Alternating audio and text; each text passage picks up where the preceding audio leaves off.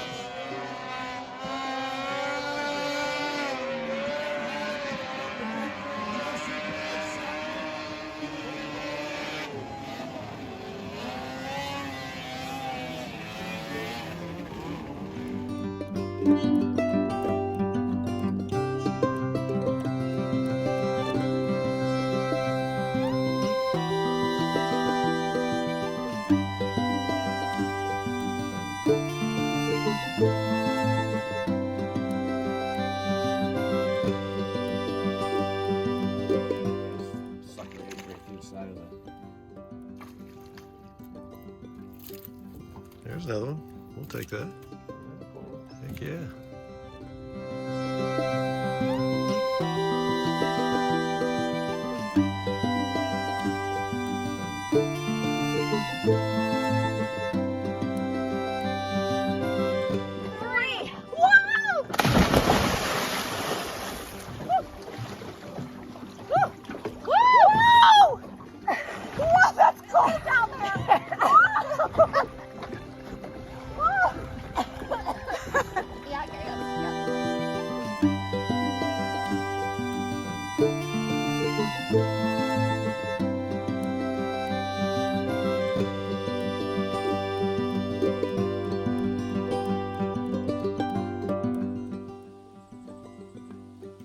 So sitting on Nancy's screen porch, doing a little reflecting about this vacation and the way things have gone, and got to fill in a couple of gaps. It went a little bit sideways last Thursday. We were riding motorbikes down to Superior to help Kara sort through Duluth and the traffic situation as she heads for home. And then we had all three motorcycles, and Denise and I went two up on my GS. Rob and Becky rode Denise and Kara's bikes respectively back to Ely. We made it up the North Shore to Two Harbors, gassed up, and then headed on north toward Highway 1 because that's some of the best curves, frankly, in Minnesota, north of North Carolina, really. It's really a beautiful road to ride. When we got to Highway 1, Denise and I took off. We like to ride a bit of a spirited pace, and we got around a one car, and Rob and Becky got stuck behind Karen in a slower car, so but we had to make a stop at Zoop's in Ely to pick up some supplies, and they headed on toward the cottage, and we would meet at the cottage. So at any rate, Rob was ahead of Becky on their way toward the cottage, and about one curve ahead of her, and he had an encounter of the venison kind, so he whacked Bambi hard and knocked him down. Becky was one curve behind, so she didn't see it happen. We came right up upon it. We were about 30 seconds behind and came up before Becky had even gotten off her motorcycle. So very, very, as you can imagine, scary situation for all of us, particularly for Rob. But long story short, he survived the accident. He has got a broken collarbone, broken ribs, lacerated liver and adrenal gland, and concussion, and a lot of road rash. He had a leather jacket on and, thank God, a full face helmet.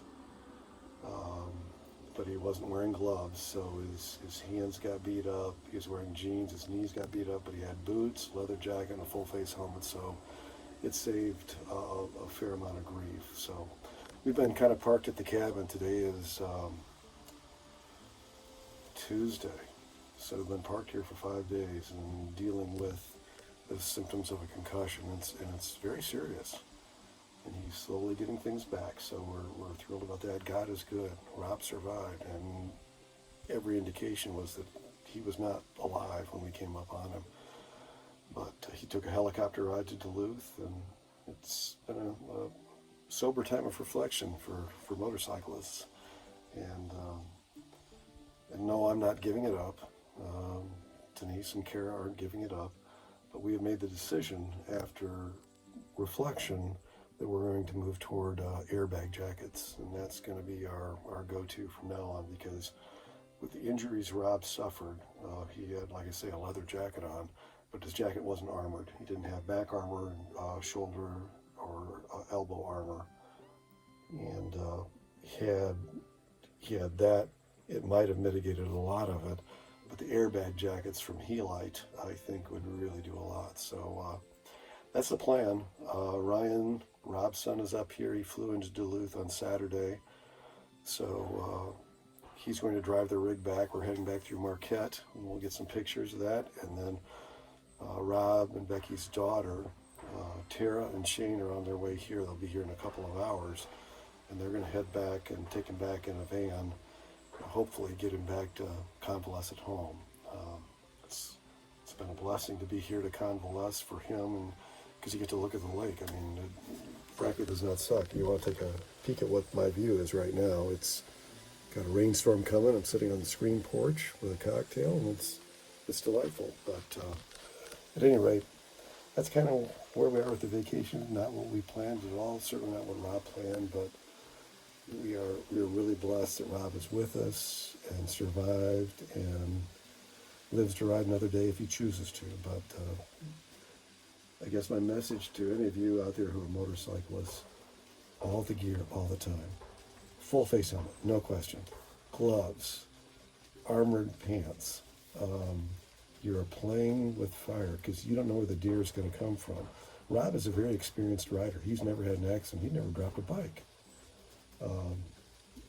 Denise, Kara, and I have all dropped bikes at different times at speed, and all of us came out of it pretty much unscathed because we had all the gear on. We had full face helmets, gloves, armored gear on all the time.